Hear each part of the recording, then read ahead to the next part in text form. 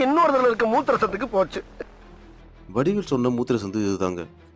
ஒரு நாள் நம்ம நண்பர், வாடா மச்சான் இது ஆவி ட்ரெயின் தானே, அம்பத்தூர்ல இறங்கி ஸ்நாக்ஸ் சாப்பிட்டு பின்னாடி வர திருவள்ளூர் ட்ரெயின்ல ஏறி போனான்னு சொன்னான். நானும் நம்பி இறங்கினேன். உள்ள போகும்போதே வரவங்க எல்லாம் மூக்கு மூடிட்டு வந்தாங்க. கர்ம ஊராடாது. என்னடான்னு பார்த்தா மூத்திர சந்து. இந்த அம்பத்தூர் ரயில் நிலையத்திலேயோ இல்ல பக்கத்திலேயோ கூட கழிவறை இல்லை.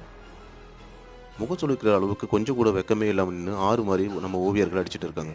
பொதுமக்கள், குறிப்பா பெண்கள், பெண் குழந்தைகள் அதிகம் பேர் கடந்து போற இந்த வழியில இது மாதிரியான செயல்கள் அருவருப்பு. இங்கேயே பானிபூரி, பஜ்ஜி, போண்டா விற்கிறாங்க. அதை மக்கள் வாங்கி சாப்பிடுறாங்க.